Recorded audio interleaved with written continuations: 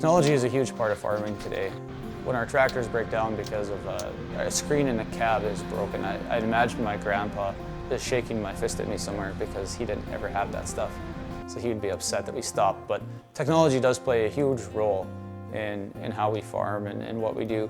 My name is Landon Heather. I farm with my wife Heather and our family, as well as my brother and my dad. We grow yellow peas, barley, wheat, canola, sunflowers, edible beans, and sometimes corn. In this part of Manitoba, canola is well suited. It's not too hot, it's not too cold, it's just a nice temperature for canola. Yields are very good here. And you can see this is our yield goal, or our targets are right here. And then this is maybe how much fertilizer we put on in every zone.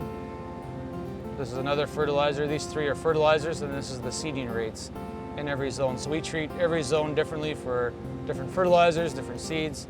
This is a satellite vegetative growth map. So you can see that the dark green is really healthy, it's really high vegetation. And as we get to the lighter colors, it's not as good. We have two kids. Our oldest is Annalise, and she is 10, and Jaren is 8.5. They both really enjoy rec hockey and baseball. We try to keep them in the same activities so we're not running every corner of the country. They really enjoy spending time on the farm with Dad as well, and make sure they get time in the tractor. Agriculture in the Classroom is a non-for-profit organization that brings ag awareness to schools. I enjoy most people going into schools and answering some of the questions that they might have, or misinformation about different things that they've heard from Google or different sources that might not be accurate. My favorite experience with Ag in the Classroom has been when there was a little girl who was very excited about bugs, and when she realized that there was bugs that were beneficial to agriculture and farming, and that farmers weren't out there to kill all the bees and all the bugs, but how beneficial that some insects were. And she was excited, and she was thrilled that she might have a job in agriculture.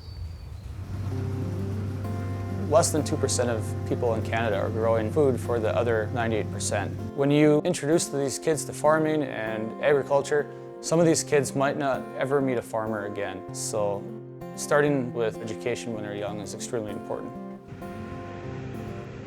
I think Canadian farmers continue to be efficient with how they grow their food because the population is growing. In Canada, our grain is highly sought after, whether it's in other markets, in other countries. In Canada, we're known for high quality grains. And so when we ship it overseas, people have expectations and standards that we need to continue to meet. Seeing the next generation grow and learn to love farming and ride-alongs and understand some of the technology in the cabs better than I do already makes me very enthusiastic and excited about the future of agriculture.